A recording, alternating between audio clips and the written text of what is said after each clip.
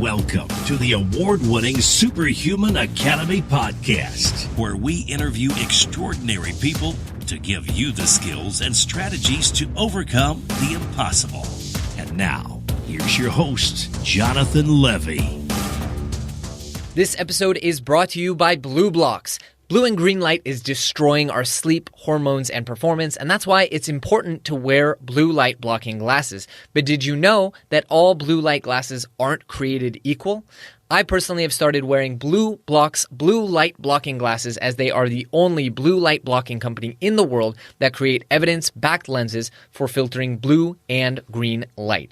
Their Australian lab-built lens technology is fitted into the most fashionable frames, and they even can make prescription and reading glasses in their optics lab. Whether it's their Sleep Plus glasses that block 100% of blue and green light, their Summer Glow mood booster glasses, or their blue light computer glasses, Blue Blocks has you covered. I wear my Sleep Plus glasses 2 to 3 hours before bed, and my sleep has never been better, and I feel so well rested. The daytime ones are also great at reducing digital eye strain, headaches, and lowering stress.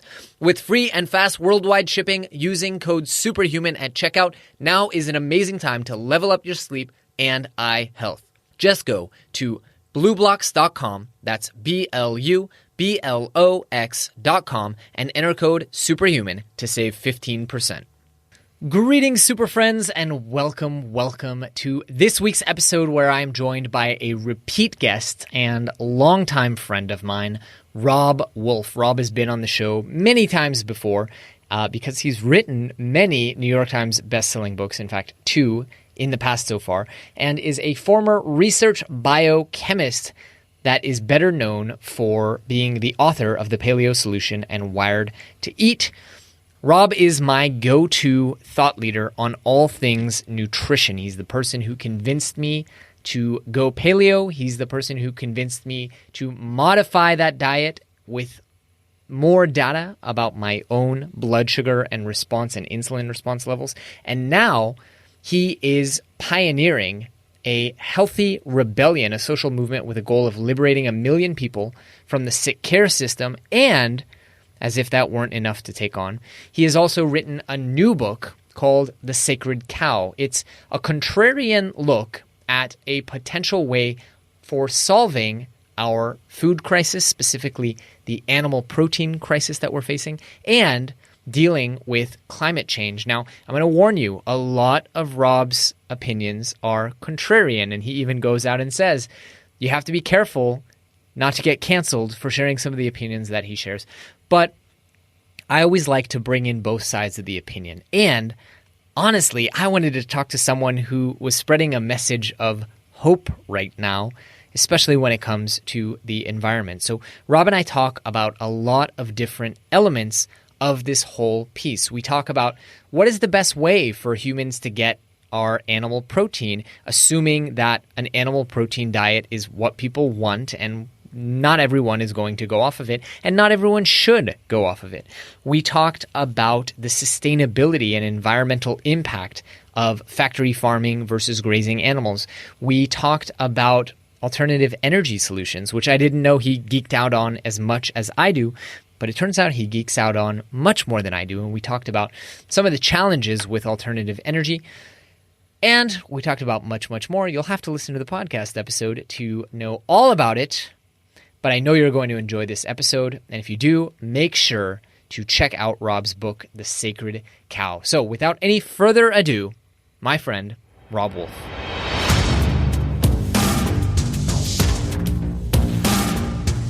Mr. Robb Wolf, welcome back again, my friend. How are you? I'm always happy to bring down property values. Huge honor to be here. I'm really happy to have you. And this is actually, we recorded the episode slightly out of order. This is the last episode of the show, asterisk, that I'll ever record potentially. So I'm really glad to bring it to a close with one of my favorite guests that I've had on the show. I really am bringing down property values. Perfect. I love it. I love it. Just ruined it. I couldn't do another, Robb, for those who haven't heard, and I do highly recommend, we did 2 interviews on the show. I want to give a little background on who you are. Not too much, because I do highly recommend people go back and listen to those 2 episodes. But you've published 2 New York Times bestselling books. You are known as the paleo guy. Trace for me a little bit of the evolution of your thinking from the beginning of your career as a researcher to now where you are today. You're writing about the topic of today's interview, sustainable agriculture. Yeah.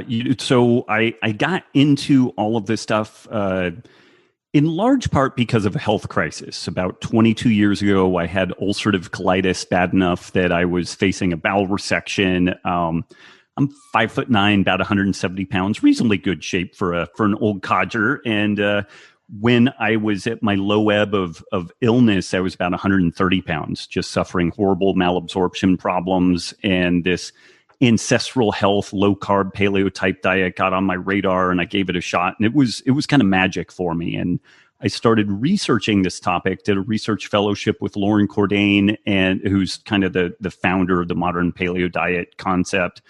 And everything that I saw talking about systemic inflammation, particularly as it relates to gut issues, some people in fitness get known for like diamond hard abs or like tight glutes. I'm kind of like the poop guy. So I became a poop expert, but there are a lot of people that have really significant gut issues.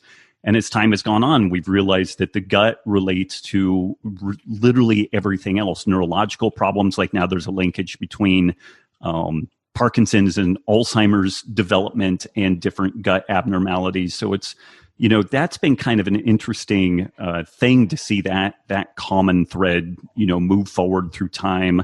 I co-founded the First and Fourth CrossFit affiliate gyms, and I had the good fortune of just working with thousands and thousands of people and got to see how this ancestral health template works, and learned that there are some really good kind of central starting points that we can look at, and then we need to be flexible and able to iterate and move out into different arenas to make things work individually for folks.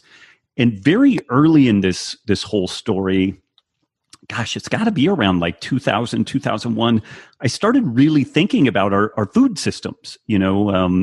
People have always, I think, had some concerns around environmental elements of food production and resource scarcity and the impact of human activity on the environment. And I started researching and looking into what does our current food system do, and what are some examples of food systems that could last 5,000 years, that have lasted many thousands of years. And it's interesting when you look at some of the pastured animal products that come out of, say, like Great Britain or some areas of Scandinavia. There are ranches or farms that have a documented ownership going back over 1,000 years, and people working animals on these lands. And so there's examples of things that have worked very well and have been clearly not just stable or sustainable, but regenerative over time. These systems haven't collapsed. They haven't destroyed the local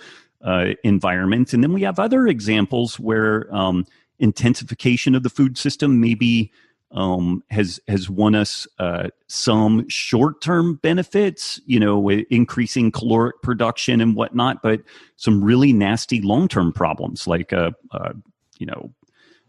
red tide or algal blooms in the Gulf of Mexico, poisonings of rivers, lakes, and streams from the outflow of industrial agriculture. And so very early in this story, I knew that we were going to have to tackle this environmental piece, and I wasn't entirely sure where it was going to play out with regards to a meat-inclusive food system. I didn't necessarily start into it with the assumption that animal products would play out favorably, but the more and more I dug into it, the more I thought about it from kind of a systems biology approach.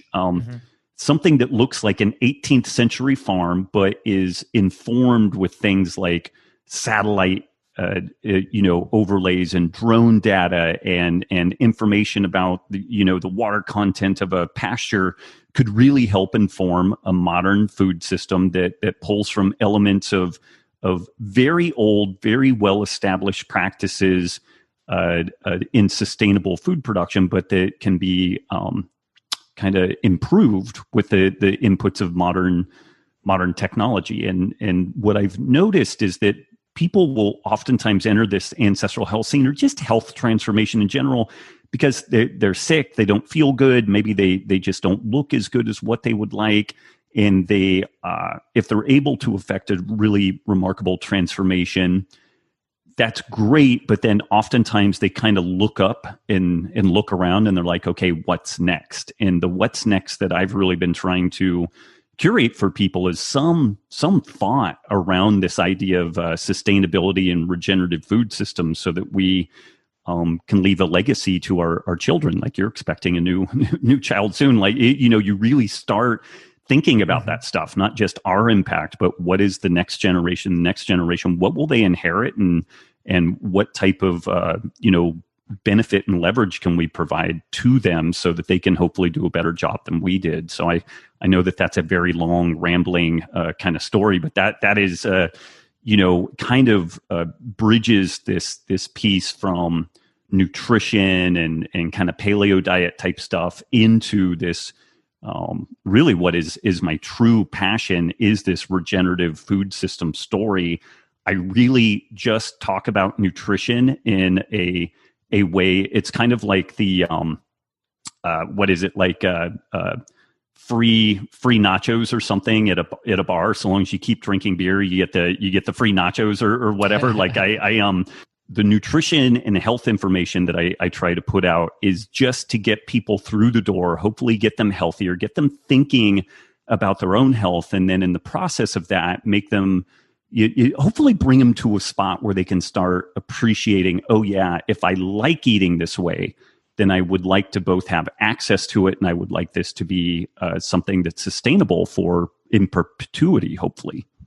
Right. I was going to say that it's for those who know your work as I do, it kind of is a goes without saying assumption that you feel and because you feel, I feel, because I very much rely on a lot of the work that you've done. You're kind of my go-to source on a lot of nutrition information, but you're strong in the opinion that removing animal products from the human diet, or I should say select animal products. I know neither of us are big advocates of cheese, for example, or dairy products, but removing animal protein from the human diet is not the solution from a health perspective or from an environmental perspective.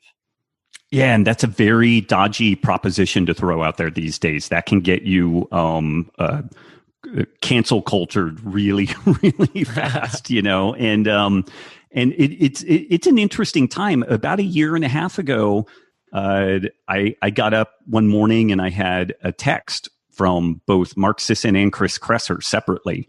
I was like, wow, this is weird. And both of them basically said, hey, have you checked your site traffic? And no, I haven't, at least not today. And I looked, and the normal kind of background site traffic that we had, because we had built this site over a decade, we had lots and lots of long tail stuff, gluten-free diets and Hashimoto's. I mean, just lots of good material that we had generated. It was just gone. Like there was nothing coming into the site. And we started digging and poking around.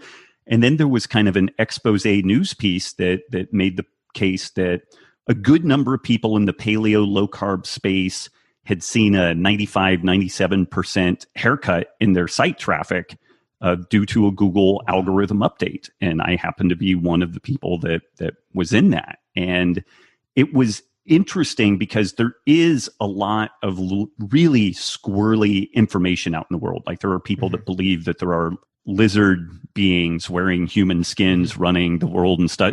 I mean, it's crazy. It's absolute insanity.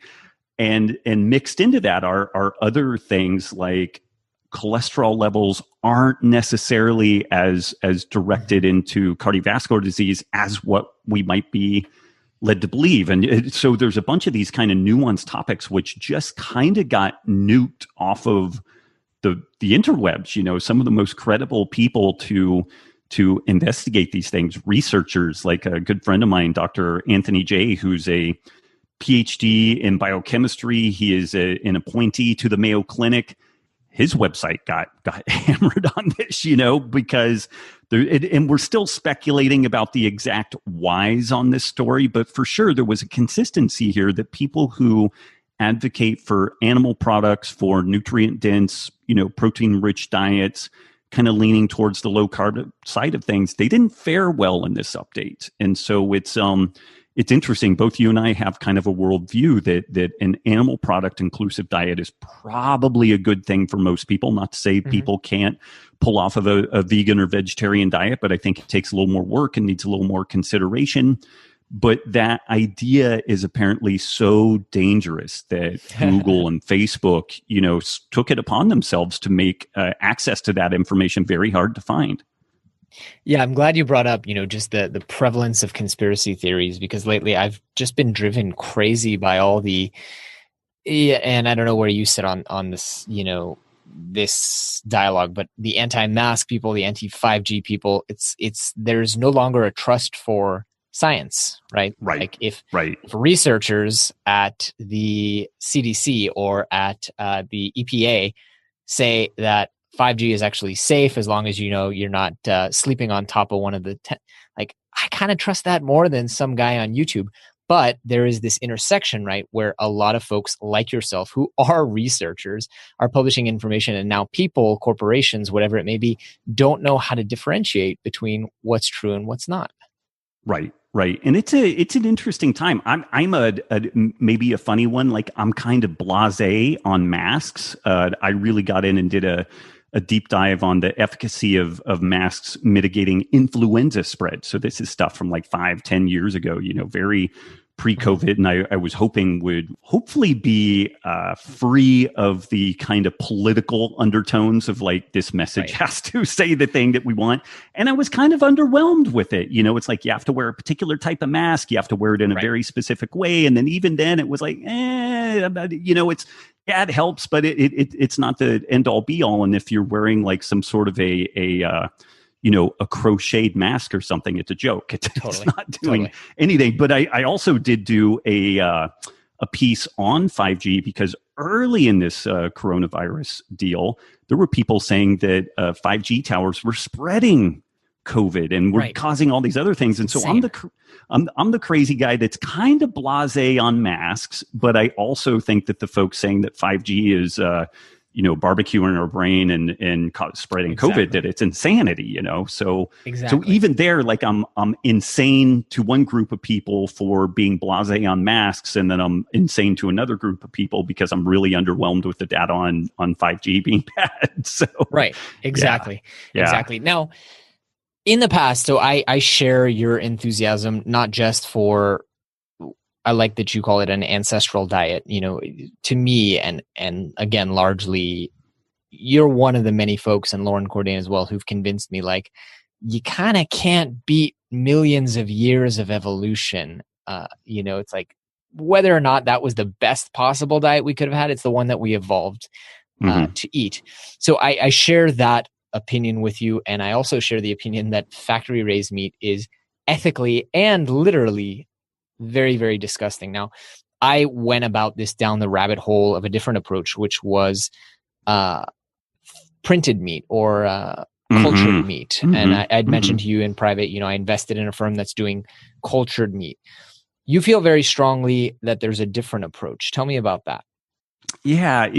When we look at, gosh, what's a good example here? So in the United States in particular, I don't know if this bleeds over the rest of the world, but in the United States, there's this notion that we would like to use alternatives to, say, like fossil fuels, as an example. And so, I don't know, 20 years ago, folks started getting really fired up about converting corn into ethanol alcohol to be used as a fuel. And there's all kinds of government subsidies for this, and there's kind of a rah-rah, like patriotic kind of fervor around it. But if you ask the farmers that raise the corn to make the ethanol, do you run your tractors on ethanol? They would look at you like you have an arm growing out of your head, because it takes more energy to produce it than what you get out of it. And this is one of the things that I think that people really like. I almost wish that like any citizenship anywhere was dependent on people being able to do a simple physics competency test, and it doesn't even need to be math-based. It could be purely concept-based, but there's this idea of thermodynamics of energy in and energy out. And when we start having discussions around sustainability and resource use. When we look at the printed and cultured meat story, it is massively resource intensive, just from the perspective of you need a building to grow this stuff. Maybe that's a building that already exists and gets repurposed, but you still have the sunk costs of all of that, infrastructure. You got to keep it heated. You got to keep it cooled. You've got to keep it disinfected. When you're growing these vats of meat-like substances, that's a great place to grow bacteria. So you got to be really careful with that. And then something that's fascinating to me is when I hear people, kind of waxing eloquent about these opportunities or these options, I say, well, where does the nutrients come from to grow that meat in a vat? Right. And folks just kind of look at me like, well, I had never actually thought about that. so where those nutrients come from is industrial row crop food systems where you grow beans and corn and all kinds of different things, and those things get massively processed and converted down into what is effectively the same things that I used when I did my biochemistry and molecular biology background, which are growth mediums to grow things in effectively a petri dish. And this is a massive amount of energy to get to this stuff. And you can look at the energy inputs of a process like that. And when you look at all the inputs, all the outputs, in a very comprehensive way, it's called a life cycle analysis. And this has been done for things like Impossible Burger and some of these more like the cultured meat kind of stories. And so we have a very good sense of what the energy inputs are. And when I say energy inputs, this is mainly still fossil fuels. We're not running off of nuclear energy. Solar energy is very hit and miss. So people can kind of greenwash this stuff and think that we're talking about some sort of renewable resource. We are not. And we contrast that though with pastured meat, which can come from beef or lamb or goats or camels. Like there's a whole host of things that we could use in this. But what we're talking about in that scenario is sunlight falling on the earth, growing grass and other vegetation that then directly feeds animals. And this is typically in places that we can't grow anything else. Like of the landmass of the earth, there is a fairly small amount that's amenable to what we would call cropping, to raising crops. And there's actually enormous tracts of land that should be kind of grasslands or in fact should be grasslands, but have desertified, and we can turn them back into grasslands by properly using grazing animals. But this is a remarkably thermodynamically and energy efficient process. You've got sunlight, grass, animals kind of done. And even some of the stories around like water usage and whatnot, the water that is oftentimes attributed to meat production is rain or snow or mist that falls on the ground. Like it is not stealing resources from anywhere else, but it is lumped in the same way as pumping groundwater from below ground like they do in California to raise almonds. That really is stealing water from a limited closed loop resource scenario. So yeah, this is one of the things, and people will say, well, how much of that can we produce? And I'm not entirely sure how much food we can produce from that system, but we are fairly certain that there were massive grazing animal herds in the Americas pre-Columbian contact, and possibly even larger pre-Clovis, basically pre-human habitation of the Americas. Some of the estimates, like currently there is a cattle herd that's somewhere between 60 and 90 million cows in the United States. And this is purely estimate, but it's somewhere in the realm of possibility. Somewhere between 300 and 500 million bison alone, not even taking in deer and elk and some of the other megafauna species. And so there were huge amounts of herbivores in the Americas, and again, also around the world, but we're maybe just kind of focusing on the United States. And this system had gone on ostensibly since the beginning of time. There were herbivores that were more in the like dinosaur phase and then in the mammalian phase. And so this is where I do a fairly strong pushback with some of these kind of printed meat and specifically on the the claim that they are sustainable, because when we talk about sustainability, we really need to be cognizant of the energy inputs and also the resource inputs and outputs. And it's worth mentioning that on properly managed grasslands that include herbivores, we increase the soil content there. When the grass grows under these environments, the carbon is sequestered below ground and also as part of the plant itself, which is consumed by animals. But some of that carbon gets pushed below ground in the form of these kind of sugary syrup type substances that feed bacteria and fungus. And these bacteria and fungi mine minerals out of the soil. And this carbon mineral matrix is what topsoil is. And so we can actually increase carbon sequestration in these scenarios. And really deep carbon-rich soil holds huge amounts of water. Ranchers will tell you it doesn't matter how much water you get. What matters is how much water you keep. And if you have a denuded, topsoil environment, a desertified topsoil environment, you almost don't want that much water at all, because all of it just washes away and you get massive erosion problems. So by looking at these food production systems more from the perspective of ecology versus kind of a science project, I think that there's some really remarkable opportunities for both economies of scale, but also a system that can kind of go on again in perpetuity. Like we could come back 1,000 years from now and these systems are still functioning. And we could probably pull off the food in a vat, but what we need for that is enormous amounts of very inexpensive energy. And we're only, in my opinion, going to get that from something like fusion power or really doubling down on nuclear energy or something like that. Like particularly if we're really concerned about our carbon footprint, like if we're going to head down that direction, we need a source of energy that's very different. And we still will need to rely on industrial row crop food system technologies to provide the substrate to grow that stuff. And I would also make the case, and we make this case both in the book and the film, Sacred Cow, that is damaging, the row crop food system is damaging the topsoil in a way that is long-term unsustainable. Once that topsoil is gone, we can't really grow anything.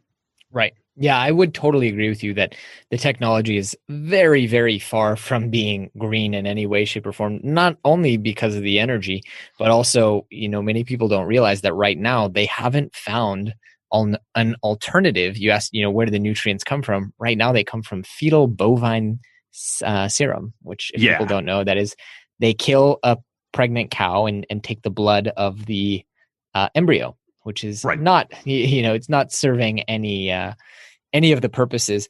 I think if we do have breakthroughs in energy, that there is a huge opportunity to grow cheaper protein. But I also really liked what you said about, this is in a large way the same movement of returning back to the ancestral blueprint, but for the food system as opposed to the food itself and the consumer of the food. I was reading, I don't know if you've read Guns, Germs, and Steel. Yep. So you read these stories about, millions and millions of large mammals, not only roaming North America, but the plains of Africa. And, we killed them all off with unsustainable hunting. We didn't know better.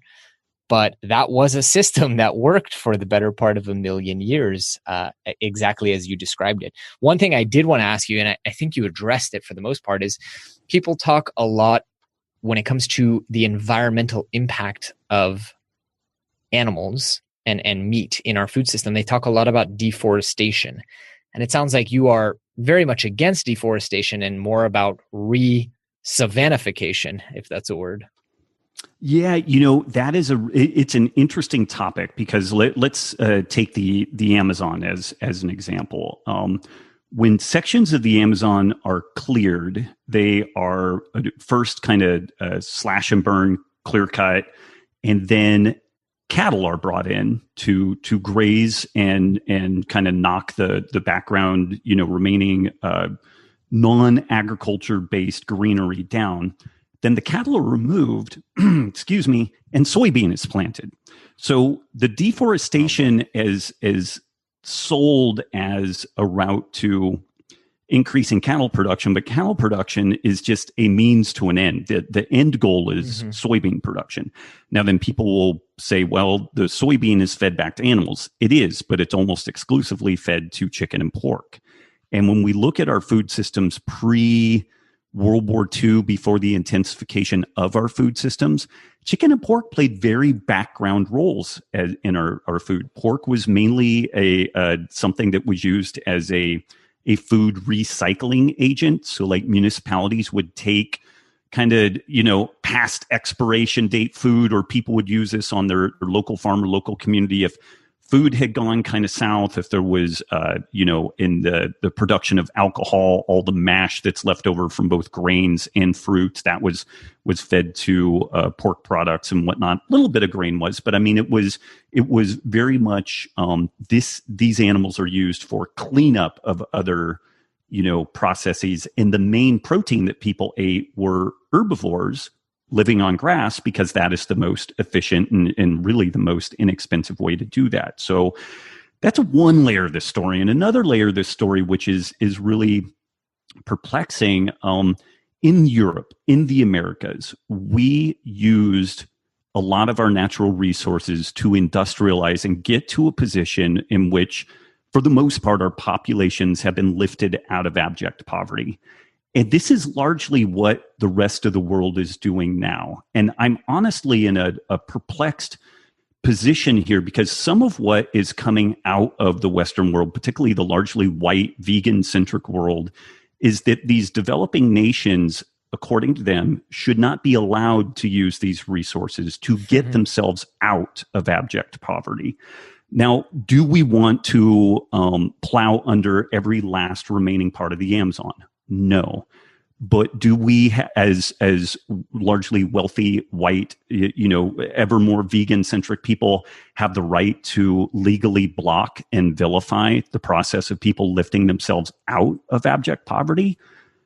Right. That's a remarkable place of privilege and elitism to do that. And wouldn't it be a better thing to work with these folks to help them to recognize the amazing resources that they do have, and to help find ways of maintaining as much of that environment as we can? And there's an amazing book called 1491 from his last name is Mann. It's blanking on his first name, but he's written a number of amazing books, the Wizard and the Prophet, and 1493 also. But in this book, he makes the case that when we see the Amazon rainforest, we assume it to be this wild, unmodified landscape. But in fact, when we look at the pre-Columbian Americas, the totality of the Amazon rainforest was basically a curated, managed food forest. When you look at the amount of food producing kind of plants there, it was clearly managed and stewarded in a way to enhance the productivity of that space. And it's estimated that the pre-Columbian America's population was fully 2/3 of what the modern population is. It was as populous as what the Americas were in the 1970s. And then Columbian contact occurred, and infectious disease reduced that population by 90 to 95%.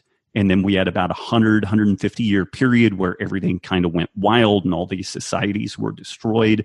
But much of what we're looking at today that we assume to be this wild environment was absolutely not. And people will well, what does this have to do with anything? Well, human beings have modified those landscapes for possibly 10 to 20,000 years. It hasn't been, quote, wild for maybe 30,000 years, somewhere between 15 and 30,000 years. So again, this isn't to say that we should destroy the whole thing. There's massive biodiversity there. There's all these amazing opportunities for medicines and different things like that, to say nothing of just maintaining as much of our environment and the ecosystems and the organisms as we can. But it's a lie to tell ourselves that what we perceive to be the natural state really is the natural state. And it's also, I think, very presumptuous to assume that there isn't a way to run this story forward in which The estimates are that we're about 20 years away from lifting every last human being on the planet out of abject poverty. And the projections forward by like 2021, every human being on the planet would have a minimum of like a $60,000 a year income in today's dollars globally. Like those would be the poorest of the poor if we're able to industrialize this process in a way that doesn't destroy the environment, but also lends itself to lifting folks out of abject poverty. And what's interesting about that, and I know I'm just kind of rambling on, but no, it's interesting. We are using in industrialized societies, we are actually using fewer and fewer resources. We get more and more efficient. This is kind of a goofy example, but I remember like soda cans when I was a kid. Like those things were like tanks compared to what soda cans are now. Soda cans now, they're still made out of aluminum, but they're almost like an aluminum bag by comparison. And I was poking around on that, and we use 60% less aluminum in any given can than what we did in the 1970s. Right. And there's just all these different resources that we seem to be getting more mileage out of. We're figuring out how to recycle them better and whatnot. And so are there things that we need to tackle? Yes. I would just be really careful with, there's always something to tackle. But this kind of Malthusian time bomb that we're going to destroy ourselves, I would just caution against that. Like we've done really magical things happen when we help to educate women, provide the things that really seem to be amazing, provide property rights that are lock, stock, and barrel solid so that people can plan for the future, have stable economies, educate women, and magic happens. And when we look around the world, as that process happens in developing countries, they end up industrializing, but in ways that leapfrog over what we did in the United States and Europe. Like there are vast tracts of the world that have cell phone networks infinitely better than what is in the United States. And they never even invested the infrastructure of like a cable wire phone system, and India and China never used leaded gasoline because they weren't industrialized enough to need it at those points. And then in the West, we discovered, wow, burning lead in our gasoline is a terrible idea. And so we developed alternatives to that. And so China and India just leapfrogged over that. There are these whole huge processes that we don't... Industrialization and making people wealthier and healthier doesn't need to have the same resource impact as the people who went through that process first. Yeah. And it's a lot to unpack, and it's not sexy. It's not abs. It's not skinny jeans. It really flies in the face of a lot of what kind of the popular doomsday dogma is. And again, I'm kind of a weirdo in that I have a lot of optimism around things like markets and helping to lift people up out of abject poverty. But I'm also a little bit on the hippie side where I think that an eye towards this regenerative food system and really keeping an eye on the total thermodynamic inputs and outputs. It's an interesting middle ground where we wed both of these worlds together. Hey, listen up and don't skip over this. I want to let you know that I am giving away completely free copies of my latest best-selling book, The Only Skill That Matters. This book is going to teach you how to upgrade your memory, read faster, learn more, and conquer your dreams. And it contains all new content written for 2020. Now, again, I am giving away completely free copies of this book. All you need to do is pay shipping and handling. So to pick up your free copy as a listener of this podcast, visit freelearningbook.com. That's freelearningbook.com. Yeah, you said a lot of very interesting things I want to touch on. I mean, the idea that it's so there's a lot of chutzpah involved in telling countries like China that they can't use coal, which is how the American economy and the European economy skyrocketed.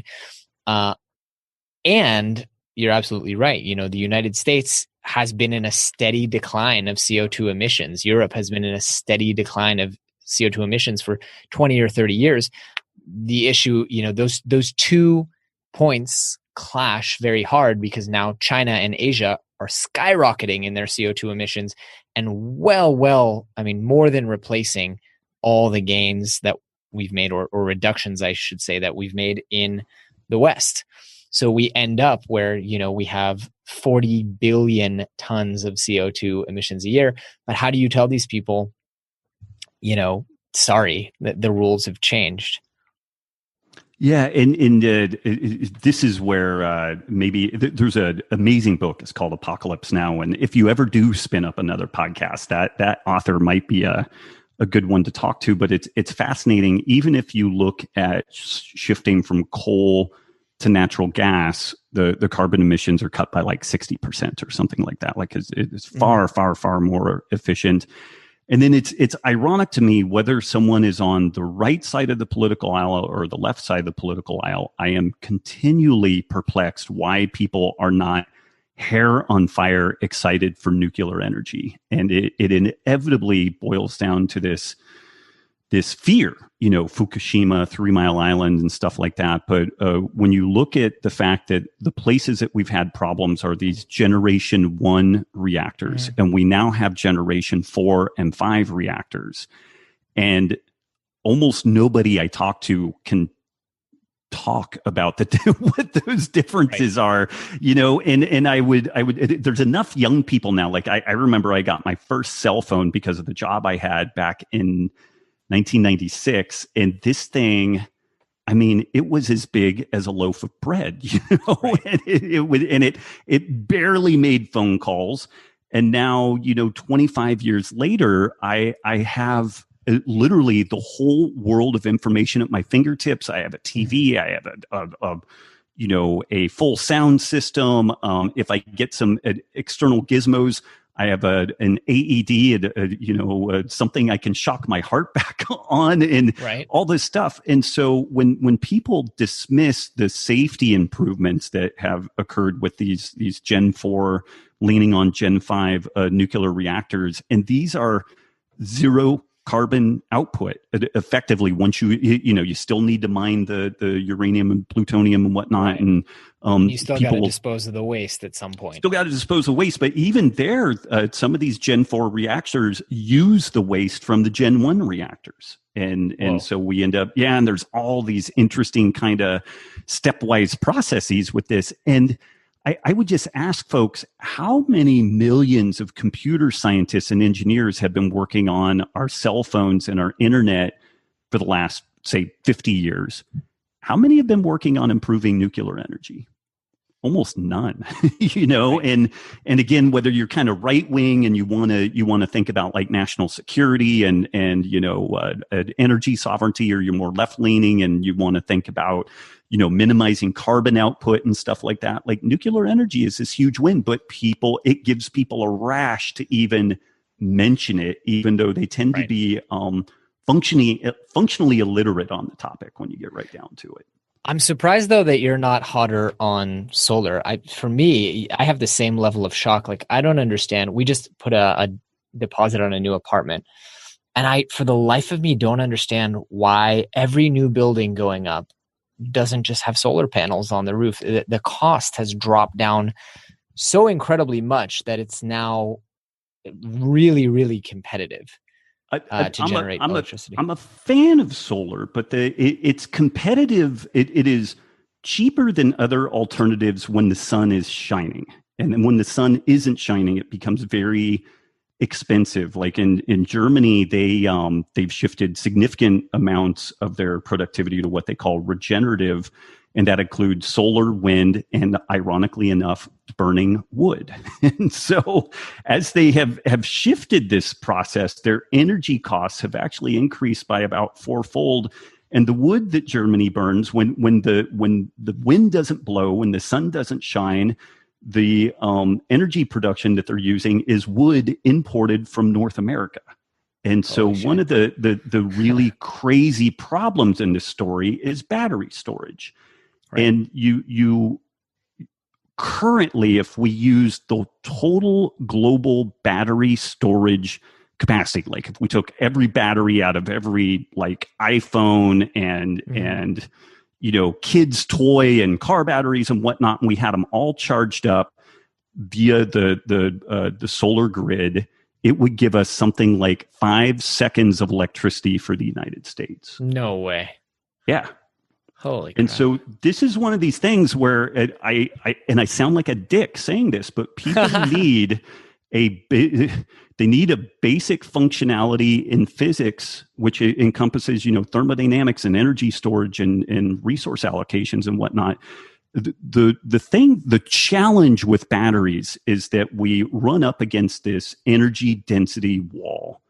Right. Coal is far more energy dense than wood, and is part of the reason why we were able to make such remarkable leaps forward in progress. And ironically, when we shifted to coal away from wood, it was actually generally good on the environment because we weren't burning down every single tree that right. we had. Wood is actually fairly energy diffuse, and natural gas is more energy dense than coal, and then nuclear energy is just orders of magnitude more energy dense than all those. Solar energy is awesome, but the energy density is very, very diffuse, and the batteries are expensive, dirty, challenging to manufacture. The solar panels have a limited lifetime. The recycling is dirty, challenging. I am a fan of solar, but when you really look at the energy inputs, the energy outputs, you have to go mine rare earth metals, which is a really destructive, dirty process to be able to make the solar panels. And as an ironic aside to that, in the process of getting rare earth metals out of the earth, we get a whole lot of this stuff called thorium, which is another nuclear product that thorium reactors are something that the United States has 2 companies, I believe, looking at it, and like 3 PhDs, and China has like 400 PhDs looking on how to use thorium reactors, which is a low pressure, basically an atmospheric pressure level of unlike the Generation 1 nuclear reactors. So I'm excited about solar largely because it produces huge amounts of thorium, and I think that thorium actually could be a huge win there. Now, that said, I think that in a decentralized electrical grid, from reducing a heat footprint, so like in Scottsdale, Arizona, every building should have a solar panel on top, and it would really do dual service. The one would be energy production. The other is that it would reduce the heat signature within that building and therefore reduce the cooling costs. And I haven't done the math on this, but I'd be willing to bet that the just simply reflecting a huge amount of the heat that would otherwise fall on a roof away from the building, I wouldn't be surprised if that's like 25% of the total, efficacy of having that solar panel there. Right. Yeah, that would make sense to me. That would definitely make sense to me. I wanted to ask you, Rob, before we run out of time, one thing that I worry about is quantity, right? The reason that they've gone down this path of factory farming and feeding, corn to cows is to keep up with demand. And we now have billions of people all over the world who, as you said, are coming out of poverty, and they want meat. So we need to be able to produce more animal protein than ever before. Can we do that with, grazing animals and letting them take their sweet time to grow? I don't know exactly how much we can do on that, but there's some interesting stuff to look at so that maybe we could bookmark some lower end and some higher end considerations with this. One piece of this is that currently, and again, this is very kind of specific to the United States, but it does apply elsewhere. But in the United States, there are big tracts of land that, for a variety of mainly political reasons, have been pulled off the docket for being available for grazing. And this is usually in response to pressure being put on federal or local governments from vegetarian, vegan-backed outfits to limit access to grazing animals on these lands. Now, the irony is that these lands you can destroy a landscape by overgrazing it, and you can destroy a landscape by undergrazing it. Grasslands are optimized at some kind of, stochastic interval of animals grazing on it and then leaving it alone. It's a natural ecological kind of process. So there's big chunks of land that are available there. another interesting opportunity, and we highlight this both in the book and really prominently in the film, is the opportunity to reverse desertification and recapture grasslands and expand the amount of land that we could have. And Alan Savory has made the case that even if cows produce 20 times the methane, he had 3 different things that was damning him. Even if they used more resources and they produce 20 times the methane, they are literally the only tool we have to reverse desertification. And down in the Chihuahuan Desert of Mexico, we interviewed and told the story of a rancher down there that we had to drive for like 5 hours through just scrub brush. And then we started seeing some grass. And then we got into grassland that was like eyebrow high. And this guy, by using grazing animals, has reversed the desertification in this area. And he's reclaimed 1 million acres of the Chihuahuan Desert. And I forget what the total mass is. But I mean, this is like a snowflake on top of Mount Everest. Of what, 1 million acres is nothing there. Really? And the people who live in this area didn't even know that grass could grow there. But where this thing went really bad is when they started putting up fencing that prevented animals from moving in a more natural way. And we can emulate the way that these animals need to move across the grasslands by using portable electric fencing. It emulates the predator-prey interaction that would occur, where it keeps animals bunched together and they move over a grassland and they eat everything that's there. Then they move on and do their thing, and then they circle back around to there later. But something that's crazy is the Great Basin of the United States, from Reno to Salt Lake City down to Las Vegas.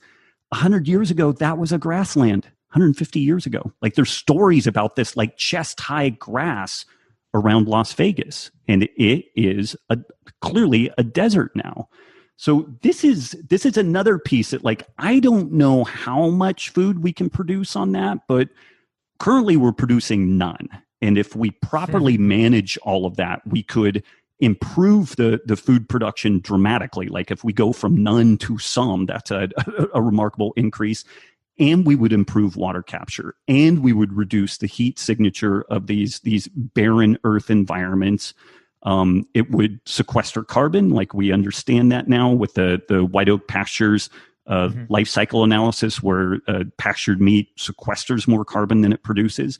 But then, so we have a bunch of land that is available that we're really not using, in addition to the current land that we have.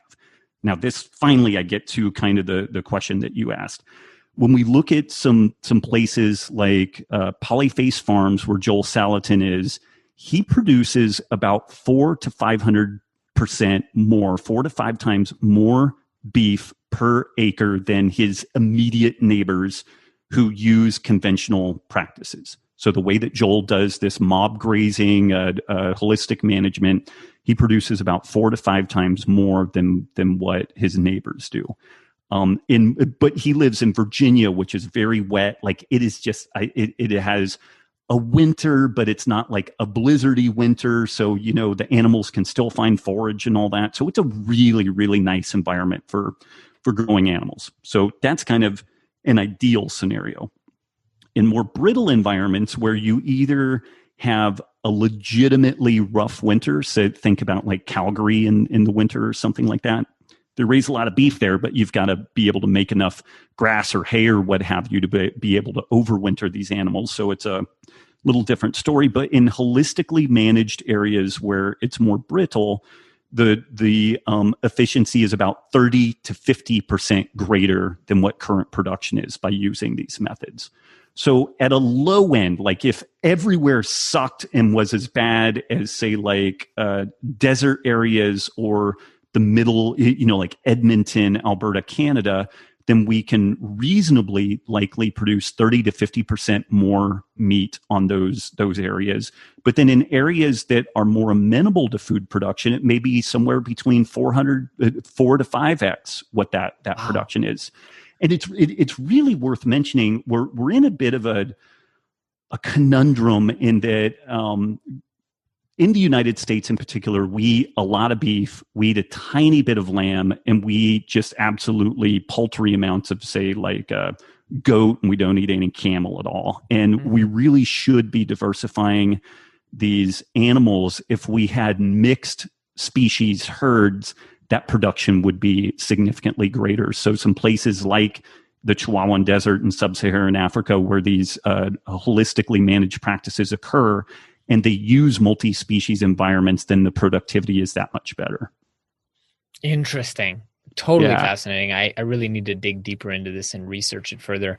I know we're coming up on time, Rob, so I do want to ask, how can we as readers, listeners, what can we do to affect this change? And, is it writing a letter to our senators? Is it buying only grass-fed meat? How do we get there in the, before climate change becomes absolutely catastrophic? Well, I would encourage folks to read the book Apocalypse Never. We do need to attack climate change. We need to think about it, but I'm not. Again, this is where I'm going to be labeled a Looney Tune, but I think we need to be careful how we tackle climate change. Like much of what's coming out of our government and international organizations, it's interesting. So when you really look at what the data is that comes out of these scientific organizations, none of them are saying that it's going to be an extinction level event for humanity. They're talking about some degree of sea level change, some degree of increasing rain and whatnot. It is mainly governmental agencies and then people on media and social media that are saying that humans are going to be extinct in 7 years. So I think that that's really unethical, and it really isn't fixing the problem, because what people are doing right now is focusing almost exclusively on reducing carbon and carbon equivalent outputs, which may not be the smartest place to look. We may be, in places, Holland is an example. They have been experiencing sea rise for several hundred years, and they have built infrastructure, and much of their country exists below sea level. So, and it's not to say, again, that we just ignore this stuff, but there may be ways of planning and managing this stuff that isn't as catastrophic and isn't going to doom the developing world to remain in poverty forever or for another 100 years until we figure out that we really got this thing wrong. Which is a long-winded thing, and I probably lost 100% of credibility with everybody listening by even saying that. But I'm happy to hear it, because I've been really in a pretty depressive funk about the environment. I mean, my folks live in California, so every year around this time, we've got fires, and it's so dry now, and it's so hot now, and my parents were basically living under cover of darkness, which just really underscored for me, like, we do have to do something about the environment. But I'm excited I just sent a copy of Apocalypse Never to my Kindle. Awesome. I would love to read something that, he bought me with, he kind of sold me with the first line: climate change is real, but it's not the end of the world. It's not even our most serious environmental problem. So I'm excited to read that and learn. And we will definitely link to your book, Sacred Cow: The Case for Better Meat, in the show notes. So folks, make sure to check that out at superhumanacademy.com/podcast. Rob, last question I want to ask you before I thank you and let you on your merry way. If people take away one big message from this episode and they carry it with them for the rest of their lives, what would you hope for that to be? Dig deeper.